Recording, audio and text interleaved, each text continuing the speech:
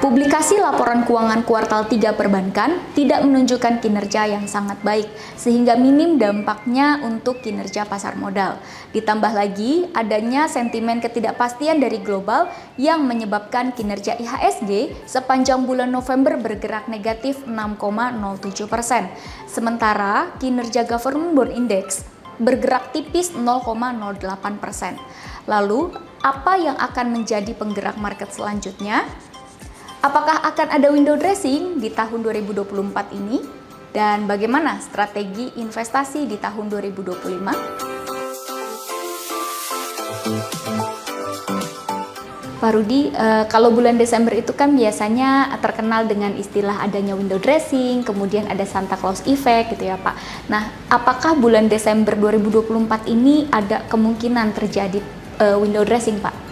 Kalau secara statistik dari tahun 2011 sampai dengan 2024 untuk IHSG itu return di bulan Desember yang negatif itu kalau tidak salah cuma terjadi tahun 2022. Kalau nggak salah itu masuknya Gotoh ke dalam LQ45 dengan jalur fast track gitu. Nah kebetulan setelah masuk ternyata harganya turun. Tapi kalau di luar 2022 kita kan tidak ada saham yang masuk dengan jalur fast track yang kemudian harganya jatuh atau naik, sehingga kemungkinan di bulan Desember ini bisa positif yang 2024, ditambah lagi di bulan November terjadi koreksi yang cukup dalam, sehingga potensi dia rebound bukan karena sentimen akhir tahun tapi karena murah itu juga ada.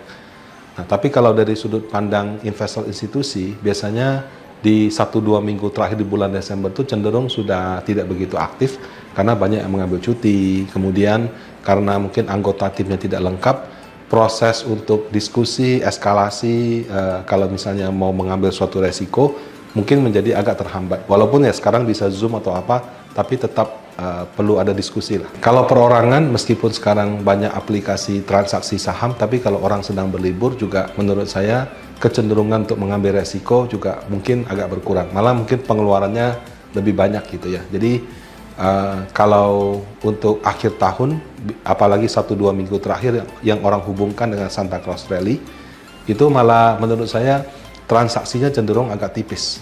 Jadi belum tentu mencerminkan kondisi market yang sebenarnya.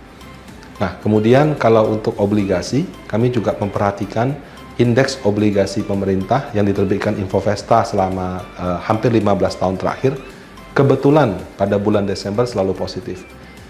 Dan kalau kita hubungkan dengan rencana penurunan suku bunga The Fed di bulan Desember yang kalau jadi, sama outlook 2025 suku bunga masih bisa turun, seharusnya untuk obligasi pemerintah atau reksadana yang isinya obligasi pemerintah itu juga masih bisa memberikan return positif di bulan Desember dan juga di tahun mendatang.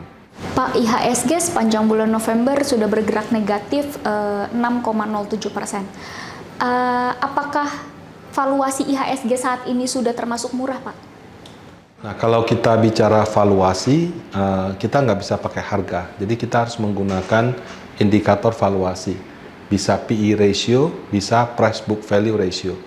Nah, kemarin di market outlook bulan Desember, kami mengambil 5 saham yang market caps-nya terbesar di LQ45. Sebetulnya ada 6 sih, tapi yang satu belum 5 tahun gitu. Jadi kita ambil 5 aja. Kalau saya tidak salah urutannya itu BCA, BRI, Bank Mandiri, Telkom, dan Astra. Nah, satu yang kita skip itu Aman, karena Aman di 2024 ini belum ada data 5 tahun ke belakang. Kami menggunakan indikator price earning ratio, jadi harga dibagi dengan laba bersih.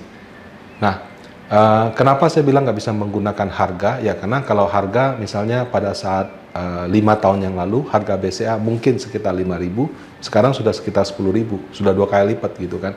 Tapi yang kita lihat itu bukan harganya, tapi ke price earning ratio, jadi harga dibagi dengan laba bersih. Nah, tadi saya sempat melihat data sebentar. Bank BCA itu di 2019 dan 2020 itu laba bersihnya itu sekitar mungkin 20-an triliun. Nah, sekarang laba bersih Bank BCA 2024 sangat mungkin di atas 50T. Jadi dari sisi laba bersihnya itu sudah naik 2 kali lipat dibandingkan 5 tahun yang lalu. Begitu juga dengan Bank BRI. Bank BRI itu laba bersihnya 2019 itu di atas 30 triliun. Kemudian waktu pandemi turun menjadi 20-an triliun. Nah, sekarang dia juga 2024 laba bersihnya itu 50 T lebih. Mungkin ya, karena 9 bulan itu sudah 40 sekian T. Nah, dengan laba bersih yang meningkat 2 kali lipat selama 5 tahun terakhir, harga sahamnya ada yang juga meningkat 2 kali lipat, tapi ada juga yang nggak jauh beda gitu. Nah, jadi ketika kita bagi antara harga saat ini dengan laba 2024, kita menemukan ternyata 5 saham yang kontribusinya paling besar di LQ45 itu valuasinya sama seperti waktu pandemi 2020. Jadi kondisinya sama seperti koreksi saham yang signifikan di tahun 2020, di mana harga saham turun dalam. Nah, kalau kita misalnya punya mesin waktu, kita bisa kembali ke awal tahun 2020, waktu PSBB belum berlaku, waktu virus COVID baru ada di Wuhan, kita masih ragu entah kena atau tidak. Nah, kan setelah kejadian, harga sahamnya turun drastis. Saat itu kalau kita misalnya masuk ke saham dan kita diamin saja, itu sekarang harga sahamnya sudah naik beberapa kali lipat. Nah, itu menunjukkan kalau kita membeli saham atau reksadana saham, ketika terjadi valuasi yang sangat murah, kita hold 5 tahun, hasil investasinya sudah baik. Nah, valuasi saham saat ini dengan laba 2024, itu ternyata sudah sama dengan level waktu pandemi dulu gitu.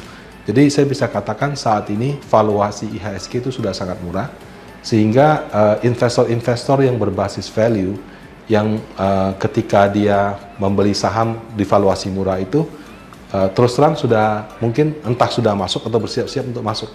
Tapi memang kendala daripada murah itu adalah sentimennya biasanya tidak berlangsung lama. Apakah murah pasti akan naik? Belum tentu. Dia menunggu momentum. Apakah di periode berikutnya laba bersihnya lebih tinggi? Apakah ada dana asing masuk dan sebagainya. Nah, jadi kalau dari sisi valuasi, saat ini beberapa saham besar dalam IHSG dan LQ45 itu sudah ditransaksikan dengan valuasi seperti pandemi 2020, sehingga bisa saya katakan sangat murah saat ini. Hai sahabat Panina M, terima kasih ya sudah menonton video ini. Dan jangan lupa untuk komen, like, dan subscribe agar tidak ketinggalan video-video terbaru dari Panina M.